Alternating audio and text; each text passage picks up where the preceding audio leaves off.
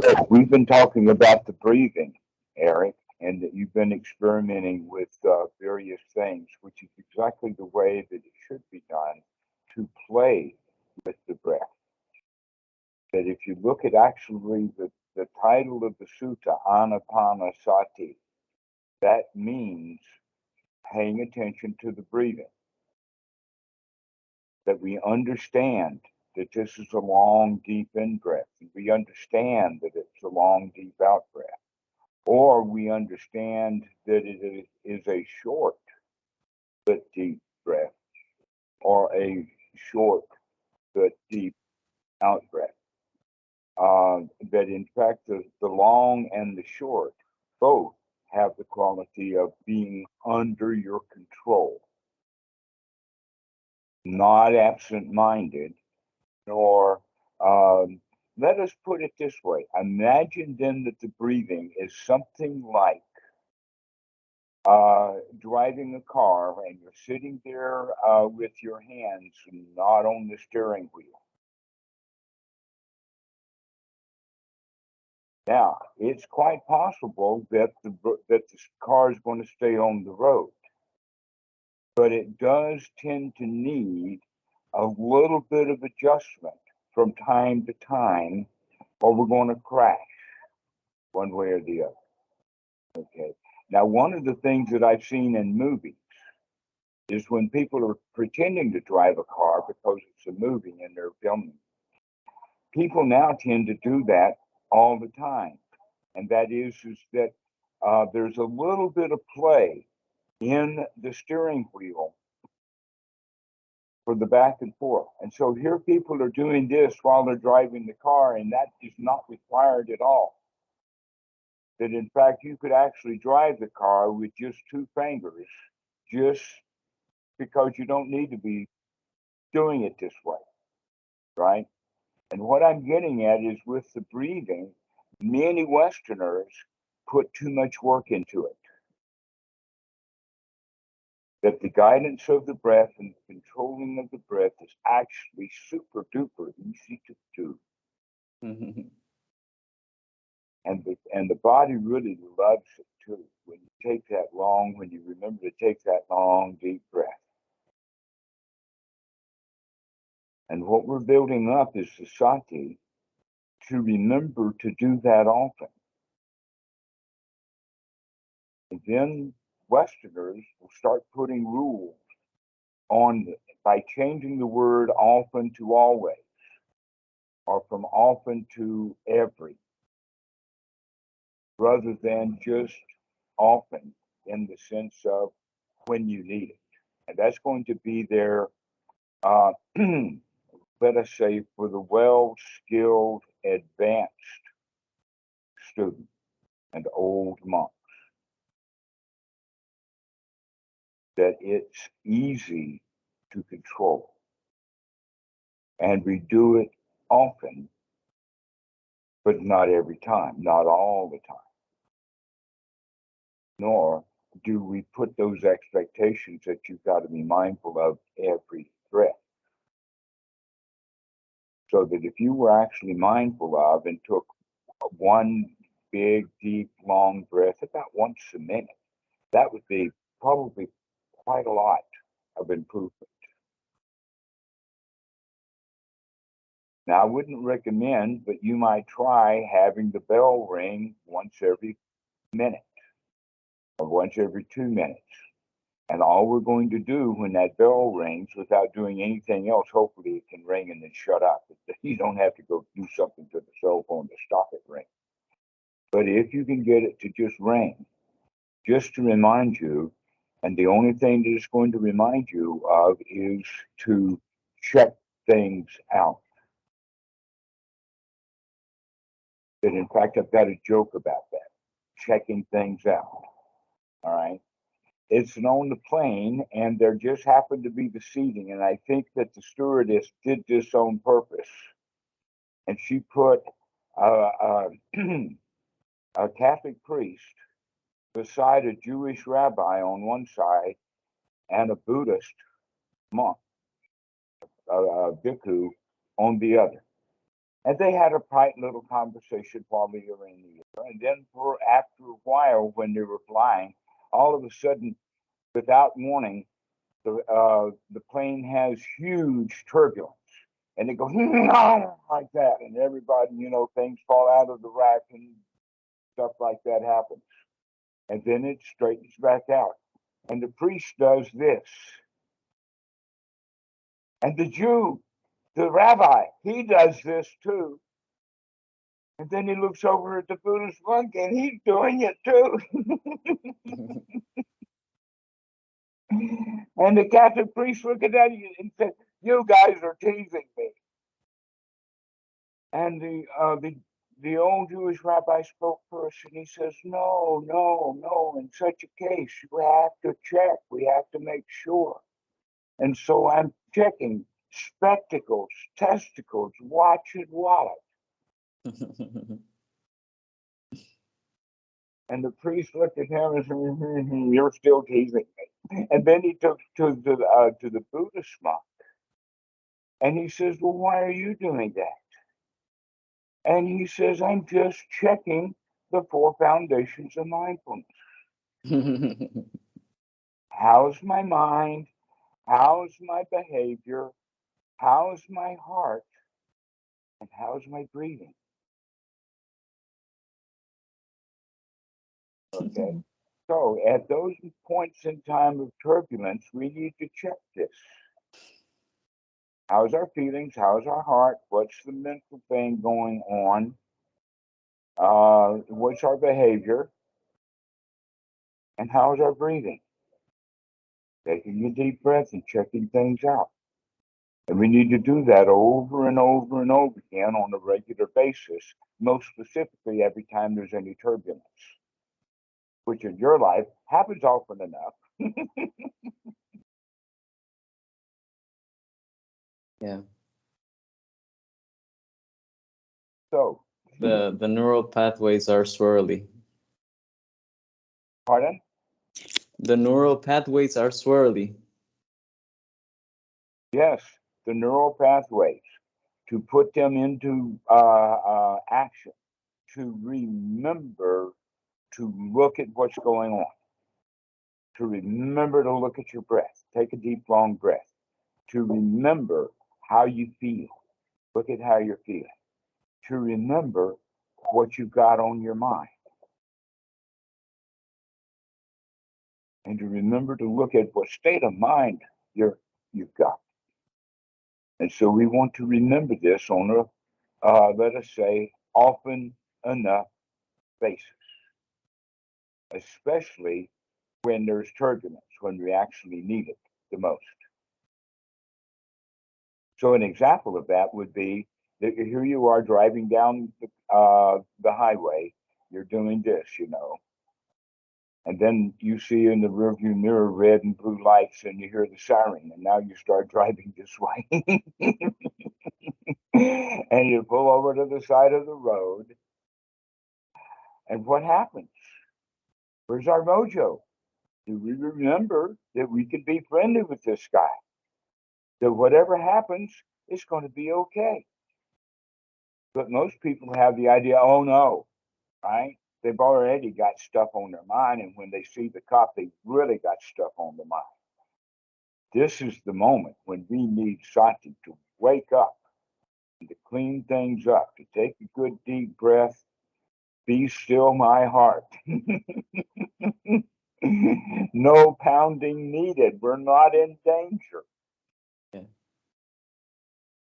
On that, in that last Sangha call, you also mentioned the importance of leaving a bit of time, 1 or 2 seconds or more, in the out breath, like on an empty out breath. And I found that when you really are beginning to get into the rhythm of it, that empty breath kind of exposes the tension of emotions so that you can like focus on them more intently and relax them. And Absolutely. that's really useful. Yes, that space between the out breath and the in breath. That's why we do it this way, backwards from what is called box breathing, which is there they hold the breath in at the end of the intake to maximize the oxygen. What we're doing is putting the gap between the out breath and the in breath to, for the relaxation, and also to get in touch with how we're feeling. That in fact we want to get in touch with how we're feeling at that moment, and that's the right way to do it. That if we've gotten wholesome thought to wholesome thought to wholesome thought to wholesome thought, which is leading to really, really good feelings, that in that gap of the out breath, we can actually experience how good we actually do feel.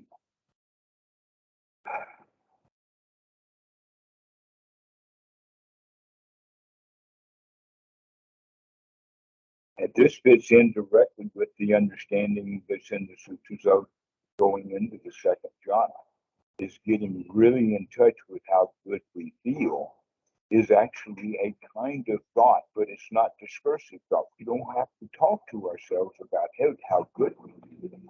We're actually experiencing how good. Yeah. And in that, there's like a quality of touching. Would you say so? Like touching with the mind? Yes, you actually are touching the body now with your mind. It's like Getting you in sink, touch with it. like you sink a bit into the skin. One of the ways of saying it is that the human body is absolutely covered with neurons, much more so than many animals. But I know that for sure about the dogs, that they have either nothing going on or ferocious biting or scratching, and yet they don't even know that they're ticks on. To where if I get one of the ticks off the dog, I normally know it before it bites. But while it's still crawling on the skin, I'll notice it. That in fact, I removed the tick from the dog's ear yesterday. And it got on my fingers, and then I lost track of it. I couldn't find it, and I thought it had fallen. And then I felt it. It was crawling across right here. Tiny one, too. And so being very sensitive to the skin is something that we actually grow out of. That little children, that's their primary sensory awareness. That the children, very, very tender infants, respond mostly to touch, just like dogs do. They respond mostly to touch. In fact, dogs and babies, but especially dogs, they don't even open their eyes for a couple of days. But For what? that Oh, sensitivity to touch is paramount, and that we've got many, many more neuron receptors than dogs do. And that we begin to get in touch also, that means a lot of pain. Learning to walk for humans is much more difficult than a dog learning to walk. That in fact, some animals are born walking. As they come out walking. They don't ever touch, their whole body never touches anything, because the first thing that hits the ground is their feet, and they stay on their feet. like Right? deer, right? Humans, Something like. we can't do that. Horses normally lay down for maybe 10 seconds or so, but then they're on their feet. How old does a child get? Before 18 months, 2 years is when that walking period, they're just getting started. And before that, there's a whole lot of falling down and a whole lot of pain and a whole lot of crying. Babies cry a lot. They cry because of what they see. Do they cry because of what they hear? Well, sometimes if it's a big bang or something. No, they cry because their body is uncomfortable. And so what we have done is that we begin to not pay attention to the body anymore. That people can have cancers and not know it. There's all kinds of things that can happen in the body that people are not aware of because they have stopped paying attention to the body. And here we come with the Buddha coming, step 3 of Anapanasati is we're going to use this breathing to reestablish being, let us say the mind-body connection is like the same thing as being in touch or being in the body. Is come back in touch with the body, become aware of it. For example, what are your thumbs doing right now? They're touching. Yes, okay. But until I made a point of it, you weren't paying attention to it. I was. So this is actually in the Mahasi and the Burmese. They have a phrase, rising, falling, touching, sitting. Rising, falling, touching, sitting is a major part of their practice. And it's also very similar to the Goenka method. First, they do 3 days of Ānāpāna, breathing, and then 7 days of opening the body's awareness in a very systematic, place-by-place way, right down. But what that does is because of the organization, it gives the students an idea that every piece of part of the body is the same or unique, and they're all equal. And therefore, it's okay to wake them up systematically. But that's not the way that it's actually arranged in the sutras. The way it's mentioned in the sutras is you begin to pay attention. For instance, when you're walking, pay attention to your legs.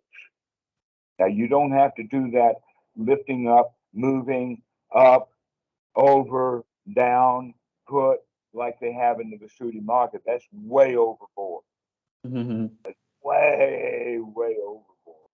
But getting used to feeling what your feet feel like. What does each toe feel like? Spread your toes out. Get in touch with the foot. Find out where any tensions are in the body and stretch that out. This is actually step 3 of Anapanasati is Hatha Yoga. Get in touch with the body. Now, Hatha Yoga goes overboard, just like the Goenka method, and the rising, falling, touching, sitting is the in and the out breath. The touching is the touching of the outside of the body. But there's also a touching system that happens on the inside of the body. It's called the proprioceptive system, the inside. In other words, you don't have to look down at your foot to see what position it's in. You already know that, not because you touch, it's because you know it internally. So getting in touch with that sitting, or getting in touch with the touching is the outside, and then the sitting is on the inside. And anything that happens in there, you should be aware of. Find out where all the aches and pains and tensions and all of that kind of stuff is, and the time to do that is at that out breath. That's a really good time at the end of the out breath to take a kind of an inventory of your posture and the body and the feelings and what's loudest, what speaks the loudest. Is it an inch on the shoulder here? Is it the way that the left foot is sitting on its side? Is it the way that the right foot is touching? Is there any big toe there that can feel the plastic fabric of the carpet? You know, this is the kind of stuff that you go through. Just checking things out. What do you experience? With the idea then, the next one is just to relax. Now, when I'm doing the counting that I'm doing with the students, that's not the same as recommending you should always count with your breath. No, the counting is done to give the students an understanding of getting their breath longer. That we want to start with perhaps the normal shallow breathing that people do would be at about 20 breaths a minute. If we come down to Ānāpānasati with the short breath, that would be like 6 breaths a minute for 10 seconds. 5 or 3, 3, 2 would be the way to do it. That's a really short breath. 1, 2, 3, 1, 2, 3, 1, 2, 1, 2, 3, 1, 2, 3, 1, 2. Except a little bit slower than that. 1, 2, 3, 1, 2, 3, 1. And that'll get it down to about 6 breaths a minute. We can practice at that sometimes, and then sometimes we can practice, which would be also very close to the box breathing. And then we can go a little bit longer than that, up to, in fact, I would recommend the longest that we should practice would be 884. That's 20 breaths, that's 20 seconds, so 3 breaths a minute. It will naturally tend to go even slower than that. It will go slower than that, down from 20 seconds down to 30 seconds. Yeah, but once in a while, when you're getting too sleepy, slip in there a couple of short, vigorous breaths. Well, the important point, though, is that these are still long, controlled breaths. They are not absent-minded, shallow, or stop breathing kinds of breath.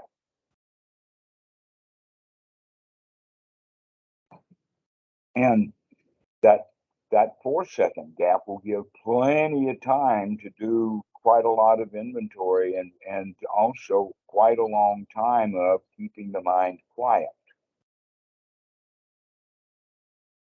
So we can experiment now with how long our breaths are, knowing that we're starting off with them being controlled and shorter and deep, and to be more controlled, longer and deep.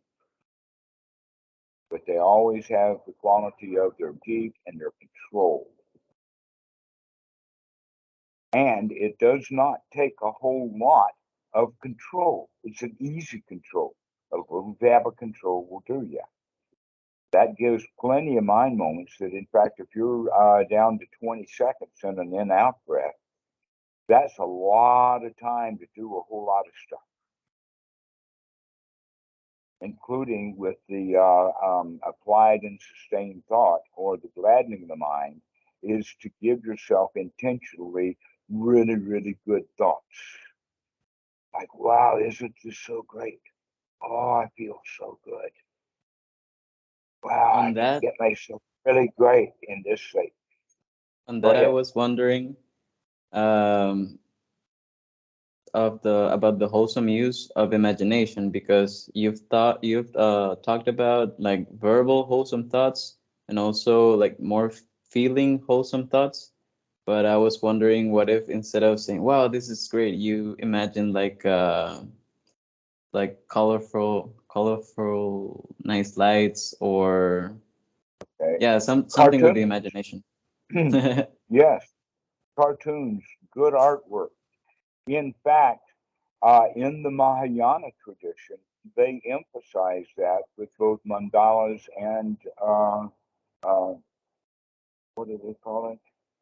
Tokas, where they have visual images that someone has painted of some, let us say, attribute, but the artwork is of some sort of deity.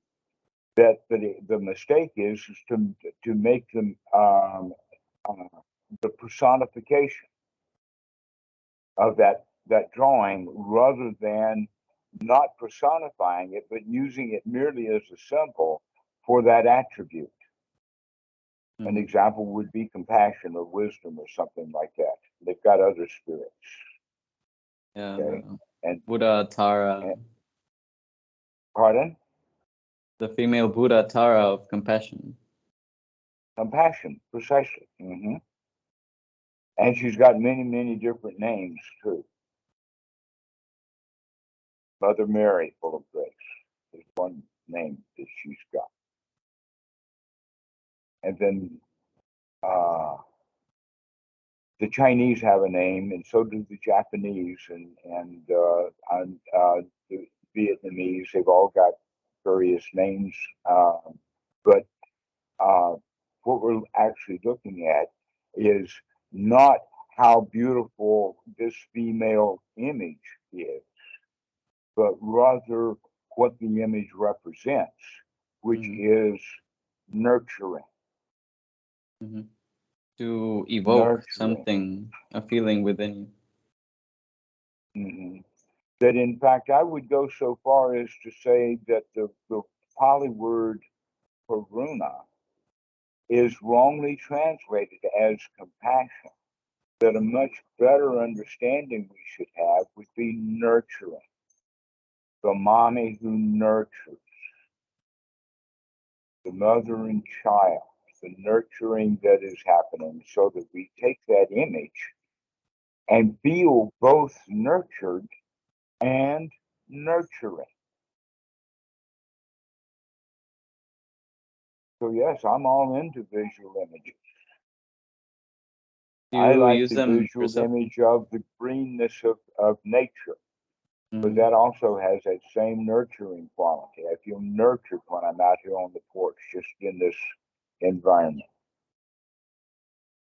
Yeah, the difference that I feel sometimes is that when you say, wow, this is great, or this is a really excellent breath, you're like ascribing a quality to what you're perceiving. Whereas if you're evoking a visual imagery, it's like you're wanting something that is not here. Sometimes I feel like it doesn't have that quality, but sometimes it does, and I don't know what's suscitates that difference within me. Well, they can be misused. In fact, one misuse of it is to turn that thanka into a kasina. In the sense of sitting there with that deity, that image. You open your eyes, you study it, you get it really closely, then you close your eyes and try to recreate it precisely in your mind's image. Then you open your eyes and start working on it again, so that over and over and over and over again, you begin to build up the nimitta, so that you can remember precisely what that image looks like. Artists sometimes learn that technique so that they don't have to keep going back and looking at the subject that they're drawing. They take a look at her, and now they get, they're arting for 5 minutes. So they know what she looks like. They got it. But junior artists, they have to keep looking back because they don't have that image fully established in their mind. Okay, so we can do it that way. But like I say, that skill that an artist can have, artists are also known to be extremely temperamental. And so being able to do that nimitta trick of being able to see a visual image and then begin and photographic memory or being able to memorize it is not actually what we need to do with that image. Rather, we need to use the compassion, because that's what it was, or better still, the nurturing, is to get in touch with that nurturing. So here it goes from a see feel. You see the image and you see the nurturing, and then you feel the nurturing. Yeah, instead of see want. So to see want, you see feel, and you see the nurturing right here in this moment. And so that's the correct use of those images. And there's actually, in the old days, there were only a few, maybe 100 or so. But now, almost anything. I mean, we've got cameras now. We've got all kinds of photographs, so we can do all kinds of things to get these various parmies and find a visual image for one of them, and then you can use that visual image to bring that up. An example would be nurturing. Another one would be generosity. So you could see maybe an image of a wealthy man handing $500 to a hobo. In fact, I've seen those kind of clips intentionally. The Asians do it, but they're supposed to be spontaneous with just the camera, but you can tell by the camera angles and other things like that that this is staged by bad actors. But the point is that somebody drops some money and somebody else hands it to them, or somebody asks you to give them something and you give it to them, and they return it with an additional $500. You know, that kind of thing. So these could be done in visual images to give people the feeling of generosity and gratitude.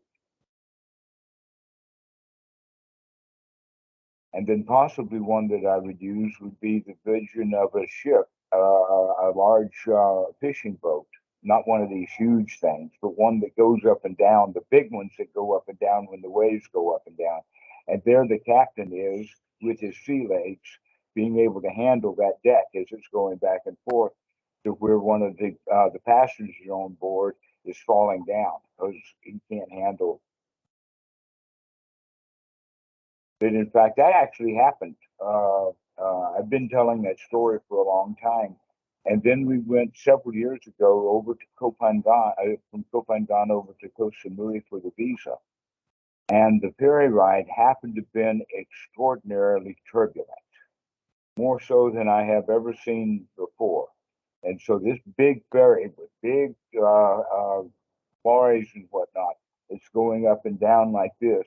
And I knew that Tam couldn't handle it.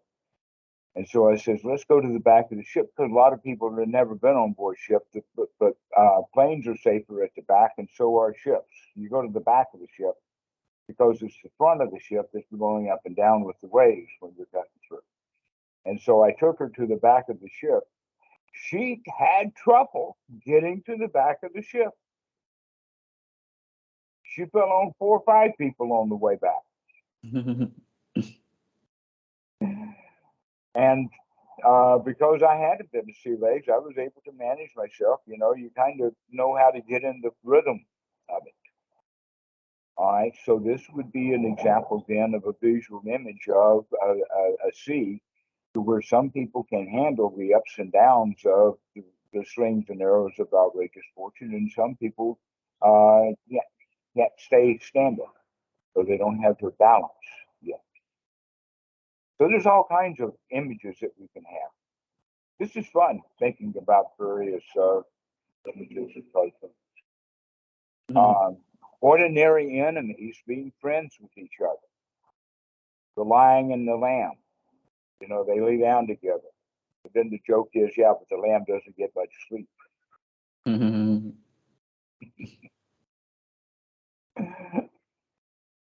The sharks in Finding Nemo.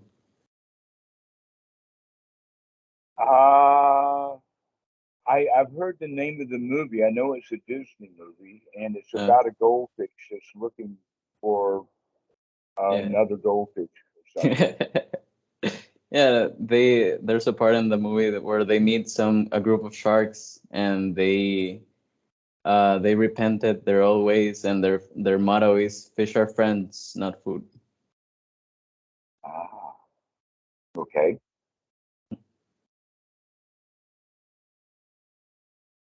So there are many kinds of visualizations that we can have, and there is no need for when we're practicing for one to close their eyes. That no place in the sutras does it ever say to close your eyes. Bhikkhu Buddhadasa announced it, and it took me a while to figure out what he actually meant by that because I had a feeling that what he intended is for people to close their eyes. But he said it in a way to give them complete permission to not close their eyes. It's up to you. But if your eyes get heavy, you would gently close them. You know, that's the trick to get people to close their eyes, when in fact, you don't have to close your eyes. But the problem with meditation retreats is that people will get distracted. Mhm. by what they're seeing, rather than using their sight to say, look out a window at a tree with a bird. And that's a really good image to focus on. Yeah. So having one's eyes open while practicing is okay. There's another point is that many people don't have the experience of paying attention to their body. They're all visually oriented. And so shutting the eyes and taking that away, you've seen people go around the childhood because they put a patch because the other eye is lazy. And so we cover up the good one to make the lazy eye work. Have you ever heard about that? That's 1950s stuff. Anyway, the point is that if you close your eyes, that will reduce 90% of the input that we pay attention to. So that then we have only the body to pay attention to, which is good because that's what we need to wake up the most. Yeah. Also, I think another advantage is that, well, at least I tended to always be looking for something. That's something I didn't realize until recently. And if you're with your eye closed, it's harder for you to look for something. That's right. When your eyes are closed, you don't get distracted, looking for something to get distracted with. Yeah. And so But closing the eyes has some benefit to it, but it's not necessary. And in fact, the better you get at the practice, the less necessary the eyes are closed. That's closing the eyes, I guess, for the beginner through the intermediate. mhm. And also just shutting the world out. We're so visually oriented that we don't recognize that we have to shut the world out, that we're right there in the world. But like an ostrich that hides its head in the sand to protect itself from the danger, if we just close our eyes because we're so visually oriented, that actually allows us to be in touch with the world in an even better way through the body, through the senses. Mhm. Really wake up that sense of touch.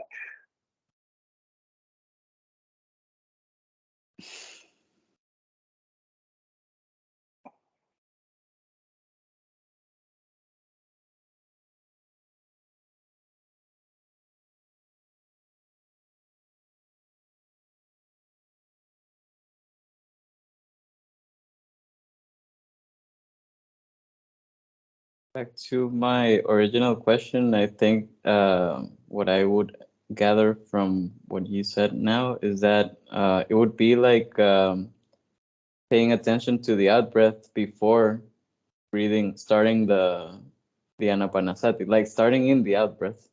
What I was describing at first, like grabbing hold of the feeling, it would be like paying attention in the end of an out breath.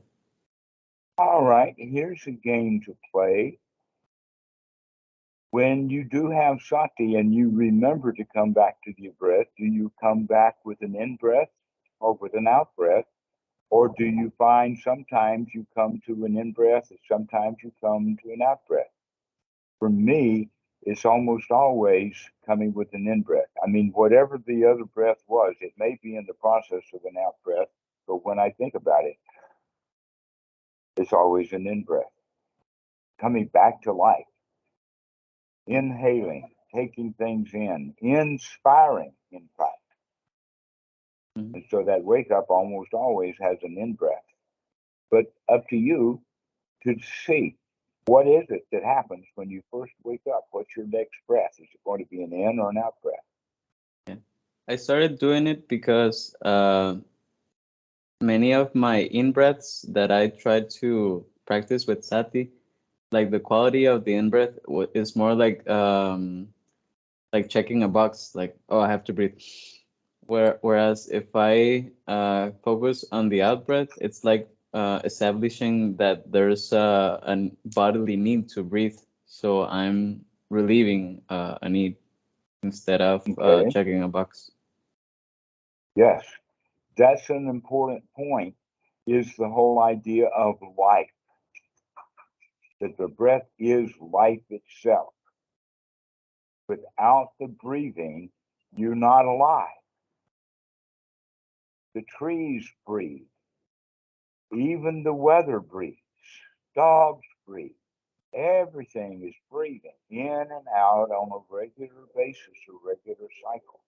And so we begin to pay attention to that cycle in the sense that it's alive. Congratulations, you're still alive. With all the crap that's happened to you your whole life, it didn't kill you.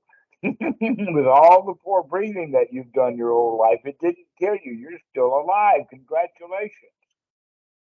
And this breath, wow, what a nice breath. We're still alive. And so appreciating the breath, appreciating that it's life-giving. In fact, if you're dead, nothing matters. Most people have come to that if you die, then your house doesn't matter.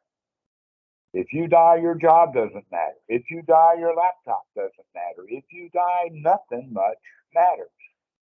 Maybe you'll write a will, but the will writing is when you're still alive, because after you're dead, you don't care.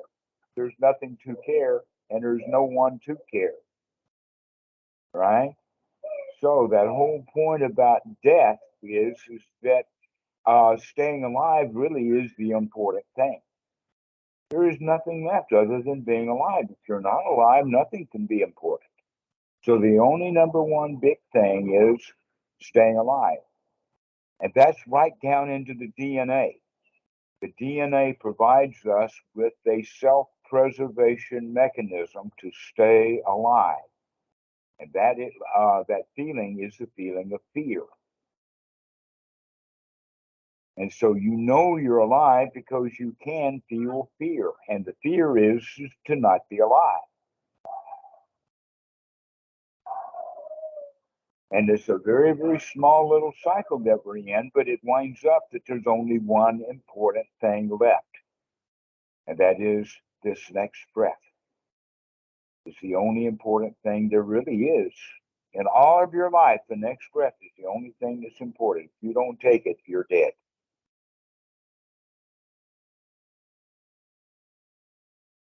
Now, how's that for this next breath? You going to like it or not? Because you need it to stay alive.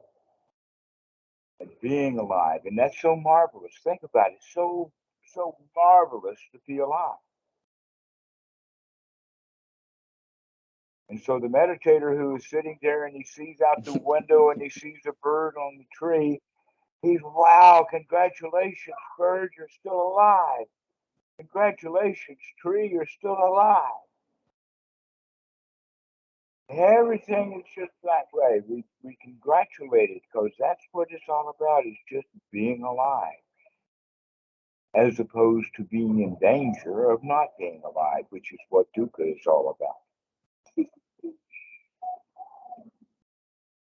So with that, we add that to the breathing. You can add that to the visualizations. Whatever it is that keeps coming back to this issue of paying attention to the fact that you're alive, that you've got a body to experience that aliveness.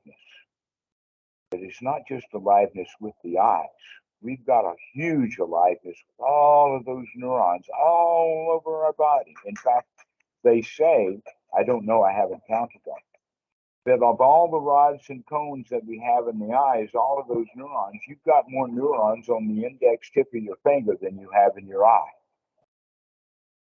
But I do know this, that my fingers are extremely, extremely sensitive. Even in old age, I learned that actually as a mechanic. Learned to use the hands as eyes, so that you can feel your way through that computer, or feel your way through that. Actually, now I can even remove the ticks from the dogs without ever looking at it. That's awesome. I'm scratching. Yeah, I'm just scratching the dog, and while she's getting it, oh, she feels that good. Oh, it feels so good. Ah, but there's a tick, and I can get it. And so we begin to use that. Yeah, so we know, don't we? So we begin to wake up the body. using the breathing to do so. And in the process of that waking up, we become safe and secure and comfortable and relaxed. So this whole feeling of satisfaction with safe, security, and comfort is very much body oriented also. If you're sitting on a shoe, you're uncomfortable and you don't like it, and it doesn't matter what you're doing with meditation to breathe in and breathe out, sitting on that shoe, you don't want it. So the right thing to do is to pull that shoe out and let the body get comfortable. Then we can practice correctly at getting the body comfortable. So that then what we have to experience with the body is all, let us say, interesting and available for research, as opposed to, oh, I don't want to go there to that part of the body because it's in pain. So we want to get the body in a state of comfort so that we can do a thorough investigation. It's sort of like the FBI wants all of the staff to leave the house so that they can do their raid properly.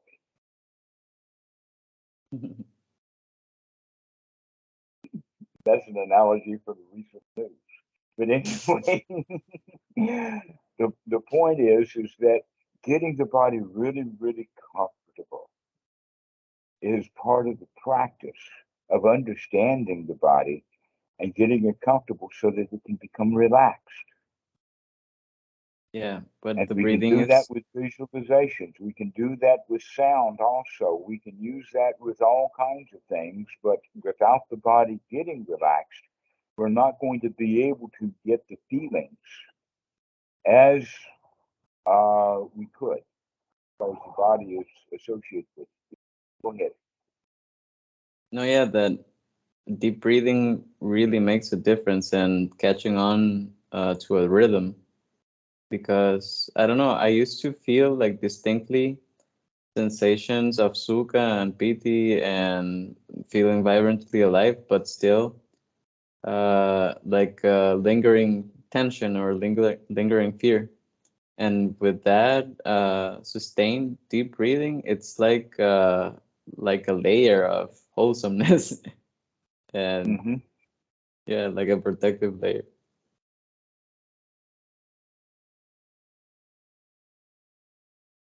Well, that's good. You keep practicing like this. This is some stuff that you can put into your practice about how to use the eyes and how to use other parts of the body.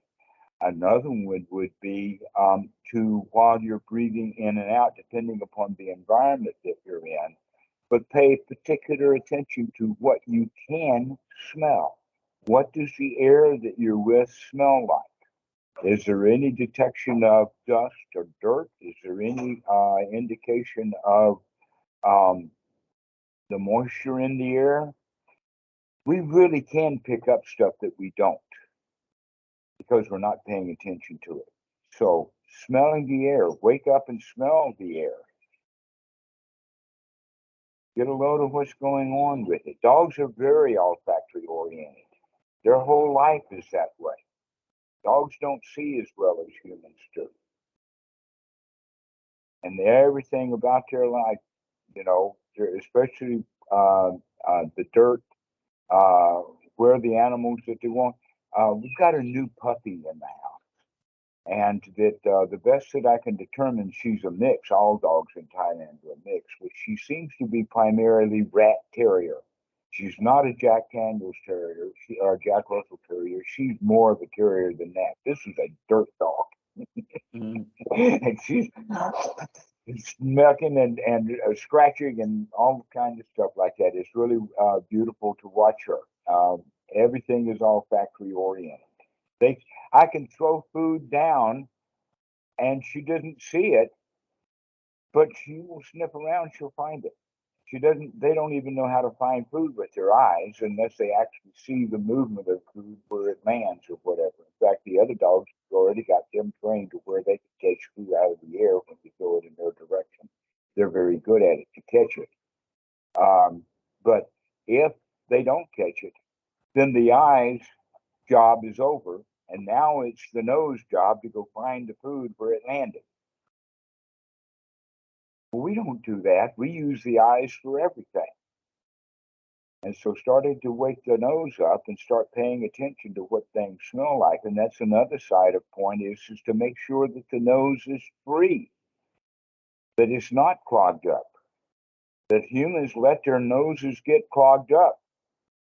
I don't know why, but you should, there are various techniques, including putting warm, salty water up the nose and antihistamines, all kinds of things that we can put there to keep the nose clean. That it's best not to breathe through the mouth at all, except perhaps occasionally on an out breath. But the in breath should be coming into the nose because it cleans the air, it warms the air, it moisturizes the air, and gets the air actually in a pressure. It builds up a pressure as it goes into the lungs, which makes it ideal. So the nose prepares the air to go into the lungs, but the mouth doesn't. Number one, it doesn't clean the air. So all that dirt when you're breathing with your mouth. And so if you're in a city where there is dirt in the air, people will breathe through the mouth and then they'll get black lung disease or whatever. The coal miners, they would get all of that clogged up if they would take, 15 or 20 seconds once an hour to clean out their noses. They would have never caught black lung disease. Maybe. Okay, so that's it. If you want to keep good, healthy lungs, clean out your nostrils, clean out your nose. Do you clean your nose every day? Pardon? Do you clean your nostrils every day?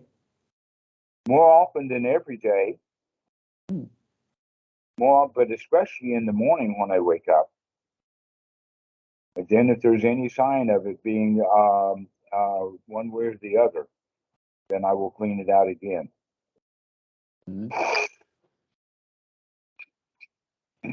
That's all it takes to clean it out. Is to suck really hard, pull all of that phlegm out, put it to the back, and then suck it down and swallow it. Because it's not going to hurt anything in the stomach. But it will keep you from breathing well if you leave it up in the sinuses and whatnot. So I would say more often than once a day. Okay. But for sure, early in the morning. Perhaps we could say that would be the first thing that you want to do, is to check. Is there any congestion in the lungs? If so, throw it out. Is there any congestion in the sinuses and the nasal passages and all of that? Clean it out. Yeah, I have some cleaning to do over there. So that's the whole idea then, is to get breathing going really well. Pay attention to how we're breathing. Stay healthy.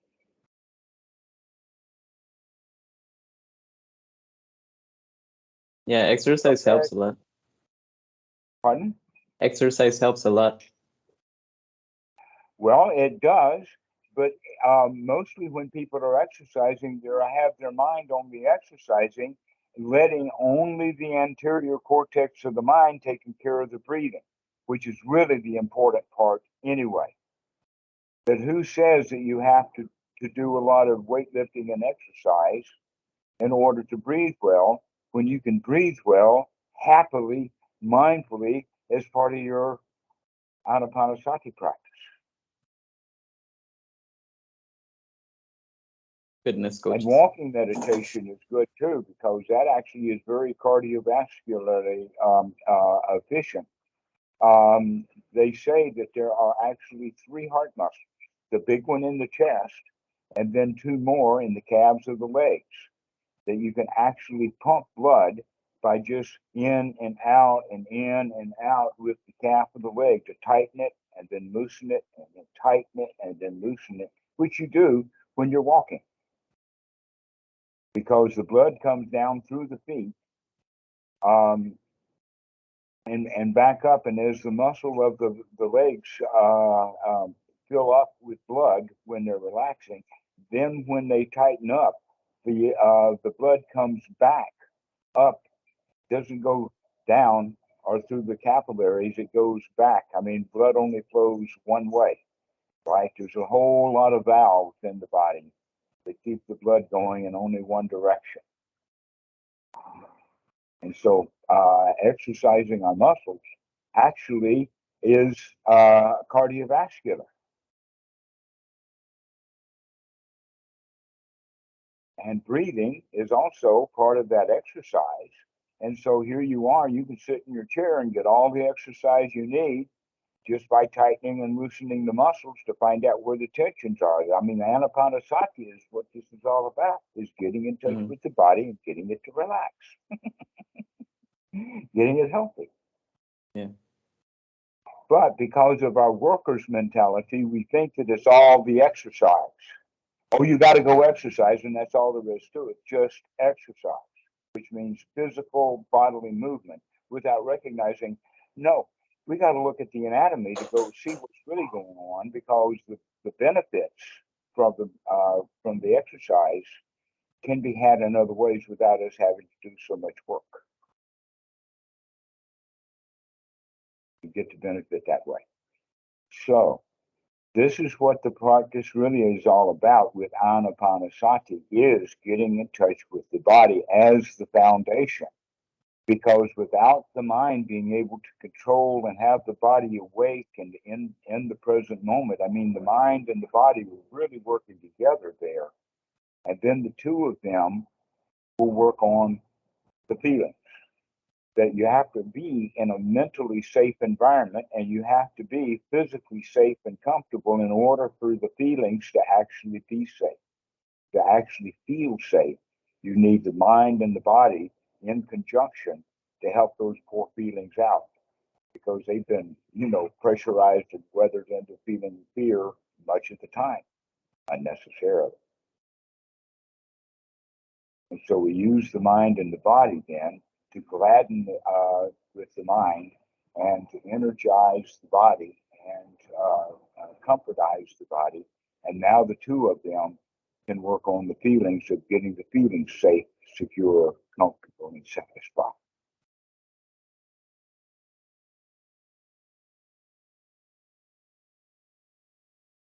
So, touching, sitting, rising, falling.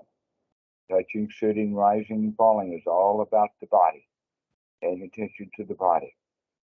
And then begin to use that to get our feelings correct. Feel the way that we want to feel rather than the feeling the way that we're in the habit of feeling.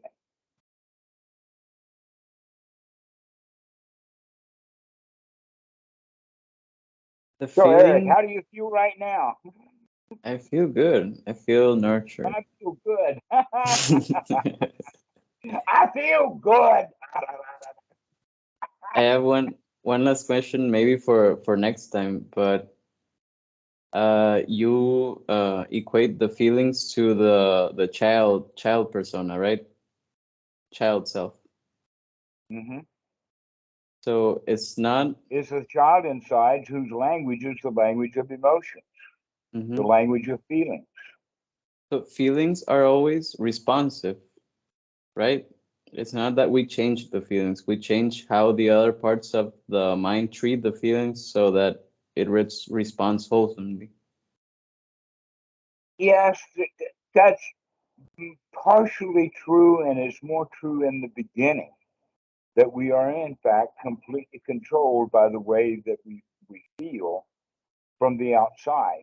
And so in order to practice getting ourselves into feeling good, we work with the body and the mind together to get the body and the mind to feel good and to feel comfortable and to feel relaxed and to pay attention. And then the feelings will come along with that. But once you've got them in the door, now you can begin to work on them directly. So you actually do take control of the feelings. Okay. But you got to get your hands on them first. You got I'll to be get your mindful of mind. that. and your hands wrapped around the feelings. And once you do, once the pincer movement of the body and the feelings gets a handle on those feelings, now you can begin to feel the way that you want to directly. But always through the breath. Pardon? Always through the breath, or is it Easily enough through the breath. okay? I mean, you got to Yeah. breathe anyway. Yeah. Yeah, it's very convenient. Yeah, that's pretty obvious, isn't it? But in fact, this next breath is even more important than the feelings. So why not use them together anyway? Yeah. Because the breathing feels really good. If you're going to control your feelings, then taking that in breath helps you feel really good. Yeah, that's a good point. We have to breathe anyway.